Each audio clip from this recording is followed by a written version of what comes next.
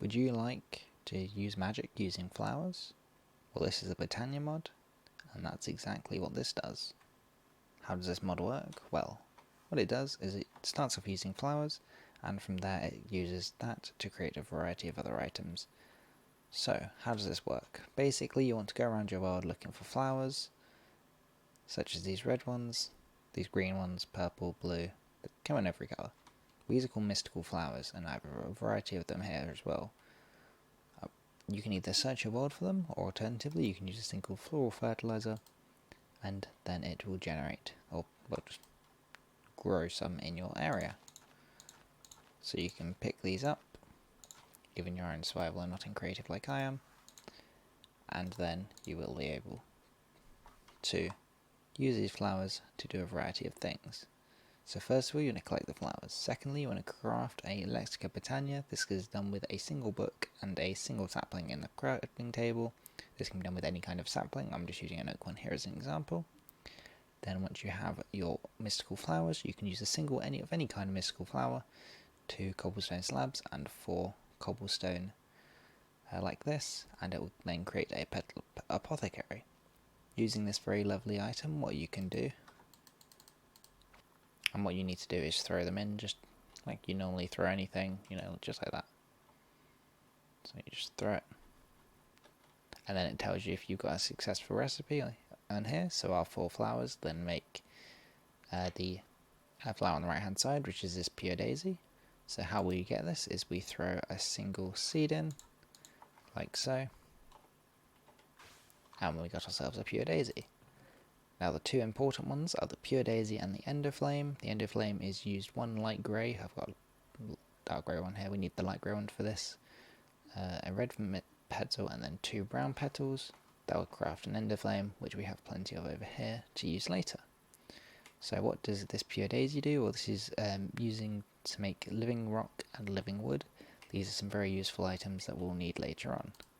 So we get ourselves some logs and stone, put it next to this, and what will happen is we'll then be able to mine this and use this to get our items. So I'll just wait for that to go and I'll continue talking about this. So these are ender flames. What you can do with these is give them coal and then they will produce mana. You want to have these focused into a spreader and then the spreader focused into a pool. How do you craft these? Well, first of all, you want to create yourself a wand of the forest. This is what you actually use to direct where it's looking. So what you want to do is if you hold shift and then right click, you'll change it between function and bind mode. To bind it, you right click the item you want to bind and then right click the thing you want to bind it to. So if I wanted to bind this mana spreader to this other pool over here, I'll just right click that and then right click that while shifting, and it's facing somewhere else. How do these generate mana, you ask? Well, if you just drop some coal on them, or any kind of other material that is flammable and a normal furnace can use, then these can use it as well. So if we drop some wood, and if we drop some doors, just to show it can do quite literally anything, and then these will all start magically transferring mana to this spreader, which then shoots the mana at the mana pool and generates us some mana. So how do you make the wand of the forest to do this with? Well, you need 3 of these sticks. These are living wood sticks, so use 2 of the living wood that you generated over here, which we can now mine up. And then we can make living wood twigs. Then from there we need 6 logs, or 6 living wood to make 3 sticks, and 2 petals from earlier to make the wand of the forest. To make the mana spreader, you need 6 living wood. Again, you need 1 petal and 1 gold ingot, and that will make your mana spreader. This is used to shoot mana to different places and is very necessary for a lot of the tools. And to use the living rock, what you need is you'll generate a mana spreader. This uses 5 living rock, kind of like a minecart shape, and this will generate a mana pool for you. You can also transfer mana between different pools using the mana spreader. So if you have a mana spreader next to a pool, you can then shoot it into a different pool or a different item. So because these are next to each other, you don't need to link that to that. You can just shoot it across. On the mana pool, you'll notice that there is a tablet and a pool. Basically what this does is it tells you if you want to transfer from a mana tablet to the pool or from the pool to the tablet. So once we generate the mana tablet here, I'll just go into that now actually. So this mana tablet is an item which stores mana. So if you have one and you drop it into a pool, so if we drop it into this one, then what it will do is it will drain that pool, so you might not be able to see, but that is going down very slowly. If it's facing the right way, sorry. That needs to be facing the right way, and then this mana tablet now has a little bit of mana in. If we then switch it the other way, then what will happen is when we throw this in, the pool will gain it and the mana tablet will be empty. Using the mana pools, you can also generate new items, such as the mana diamond, mana steel ingot, mana pearl, and mana powder. How these items are generated is if you throw any of these items, so diamonds, iron, ender pearls, gunpowder, glowstone, or sugar, and these will all generate your different items. So if we just toss these in here, it doesn't actually have enough mana in this one, but if we have enough mana in these, it will have a little tick, and then we can throw this in, and it will give us the mana pearls. We throw that in, throw these in, and then we have some of our mana items. Using these items, we can move on to even more complex crafting recipes, such as the runic altar. This allows us to create different runes. So here we have a helmet shape of the living stone, and then a single mana diamond, and this will make a runic altar. This can be used to make different runes. So if we have a look here, we can make a rune of water, fire, earth, air.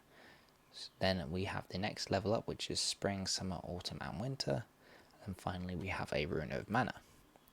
These all have various crafting recipes, and the video would be a bit longer if we had all of them included, so we're just going to go into the rune of water right now, which you can craft using a single bone meal, fishing rod, sugarcane, mana powder, and mana steel ingots. So if we just grab the rest of these, then what we will do is we will right click on here with the sugarcane, fishing rod, mana steel ingot, bone meal, and mana powder, and it will tell us that we can create the water rune. However, we cannot actually craft it yet, and that's because we need to actually have mana into this to do it. So as I mentioned earlier, you can have a mana pool and a mana spreader next to each other to use that mana. So if we right click on this and shoot it into there, this will then fill up that little circle, which will then allow us to create our rune. In order to do this, we do need a bit of living stone though, so I'll just go and grab that from over here. While that's going, there we go, we should be done. So now it says we need a bit of living stone and our wand, so we throw this on, or actually probably just right click on, probably looks better, and then we switch this to function mode by shifting and right clicking, then right click on here, and we get our 2 runes of water, which can then go on there. Using these runes, what you'll do is be able to craft the terrestrial agglomeratorium plate. Now this is used the rune of earth, air, fire, water, and mana, as well as a block of mana steel and 3 blocks of lapis lazuli to make this lovely item. Now this is what you need, and you will need 4 blocks of lapis lazuli and 5 blocks of living stone. That's one under here as well, and that will create this lovely altar which you can use mana to do magic with. Now these things here are called sparks. If you shift and right click them with the wand, then they will drop.